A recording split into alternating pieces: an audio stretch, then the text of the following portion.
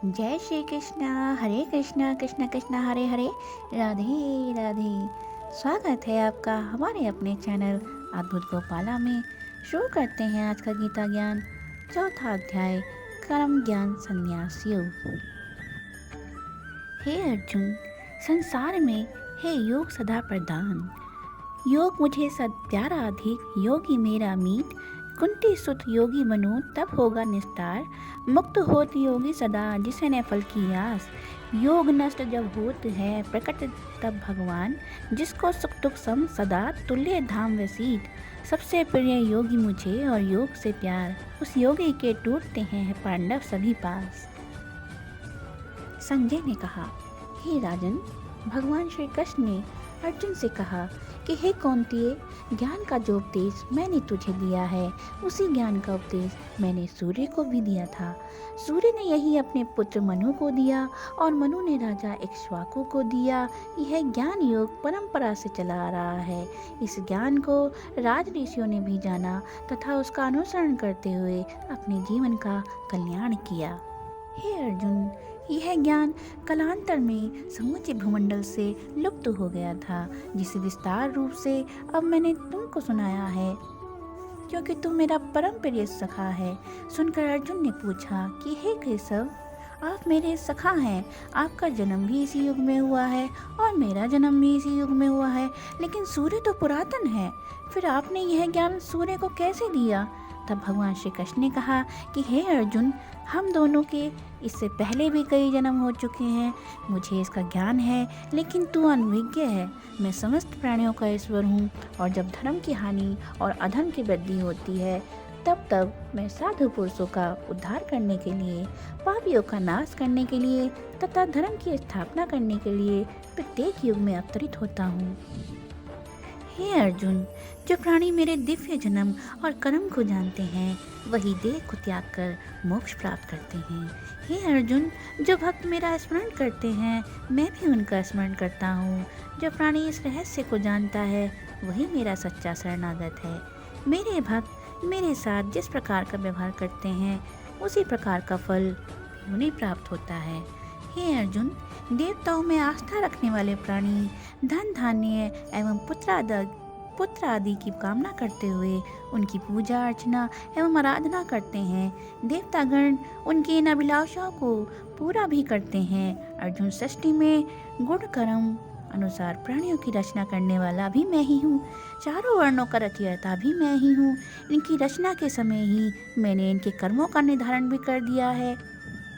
इन प्राणियों में जो करता या करता है, उसे निश्चित रूप से समझ ले कि वह मेरा ही रूप है। प्राणियों के माध्यम से कर्म को करने वाला होने पर भी मैं कर्मों के बंधन में नहीं बनता, क्योंकि कर्म फल के प्रति मेरी कोई कामना नहीं होती। इसलिए जो प्राणी मुझे तत्व से जानता है, वह भी कर्मों के बंधन में नहीं बनता। अतः हे अर्जुन, अपने पूर्वजों का अनुसरण करते हुए तू भी कर्म कर। भगवान श्री कृष्ण के मुख से ये बातें बार बार कर्म करने की बात सुनकर अर्जुन ने पूछा कि हे देवकी नंदन, आप बार बार मुझे कर्म करने के लिए प्रेरित कर रहे हैं, लेकिन कर्म क्या है यह तो बतलाइए। इस पर भगवान श्री कृष्ण बोले कि हे अर्जुन, कर्म, अकर्म और विक्रिया क्या है, इनको तत्व अवश्य ही जानना चाहिए। ऐसे कर्म जो शास्त्र अनुसार किए जाते हैं, वह नित्य कर्म आदि कहलाते हैं। जो प्राणी अज्ञानतावश दुष्कृत्य कर बैठता है, उसे विकर्म कहते हैं। प्राणी आलस्य के वशीभूत होकर कर्म नहीं करता, उसे अकर्म कहते हैं। जो प्राणी अहम की भावना में तिरस्कृत करके कर्मों में कर्म के भाव को नहीं देखता, अज्ञानी के कर्मों पर भी ध्यान नहीं देता, वह पुरुष सत्कर्मी कहलाता है। हे धनंजय, जो प्राणी मेरी महिमा जानने का अभिलाषी है और मेरे प्रति उसके मन में ज्ञान उपजा है, उस ज्ञान के द्वारा किसी प्रकार का कर्म नहीं उपजता। ज्ञान की प्रचंड ज्वाला ने जिसके सब कर्मों को जला डाला है, ऐसा प्राणी विवेकी पंडित कहलाता है। हे अर्जुन, जिसने ज्ञान रूपी अमृत का पान कर लिया है, वह स्वतः ही तृप्त हो जाता है। ऐसा प्राणी किसी भी कर्म के बंधन में नहीं बनता। जिस प्राणी ने मन तथा इंद्रियों को अपने वश में करके उन पर विजय पा ली है, वह महाज्ञानी है। वह शरीर की रक्षा संबंधी जो भी कर्म करता है, ऐसे ज्ञानी पुरुष को उन कर्मों का दोष नहीं लगता है। हे अर्जुन, जिस प्राणी ने आत्म तत्व का ज्ञान पा लिया है, उसका मन सदैव तृप्त रहता है। सुख, दुख, सर्दी, गर्मी, ईर्ष्या आदि उसे प्रभावित नहीं करते। उसे हर प्राणी में मेरे ही दर्शन होते हैं। ऐसे आत्मचिंतक को कर्म की बेड़ियां अपने बंधन में नहीं बांध सकती, क्योंकि आत्मज्ञानी के सभी कर्म नष्ट हो जाते हैं। हे कुंती पुत्र अर्जुन, जो प्राणी सृष्टि द्वारा रचित हर पदार्थ में ब्रह्मा भाग रखता है, उसे सृष्टि व सृष्टि के समस्त पदार्थ ब्रह्मा में ही दृष्टिगोचर होते हैं। हे धनंजय, अब अन्य प्रकार के योगों को भी सुनो।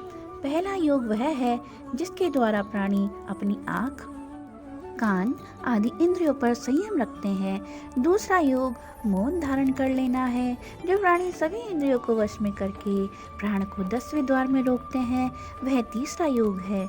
मेरे साथ जुड़े रहकर और मेरी महिमा का बखान करना भी एक योग है। हे अर्जुन, श्रद्धा ही यज्ञ का दूसरा नाम है। श्रद्धावान प्राणी के द्वारा ज्ञान अज्ञानवश कोई पाप कृत्य होता है, तब भी उसका दोष उसे नहीं लगता। उसके सभी पाप समूह भस्म हो जाते हैं। हे पार्थ, सृष्टि में ज्ञान के समान पवित्र करता अन्य कुछ भी नहीं है।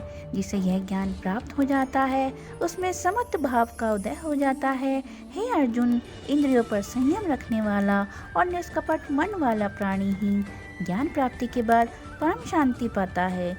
जो प्राणी श्रद्धाहीन, स्वाध्याय न करने वाला, संकालु प्रवृत्ति वाला और परमार्थ से विमुख होता है, उसे कहीं भी सुख प्राप्ति नहीं होती। जिस प्राणी ने अपना सर्वस्व मुझे अर्पित कर दिया है और जिसके संशय मिट गए हैं, वह कर्म बंधन में नहीं पड़ता। अतः है अर्जुन, तू भी सुबुद्धि रखते हुए अज्ञानतावश हृदय में उत्पन्न हुए संशय को ज्ञान रूपी तलवार से काट डाल और युद्ध के लिए खड़ा हो जा। जय श्री कृष्ण। हरे कृष्णा कृष्ण कृष्ण हरे हरे, राधे राधे।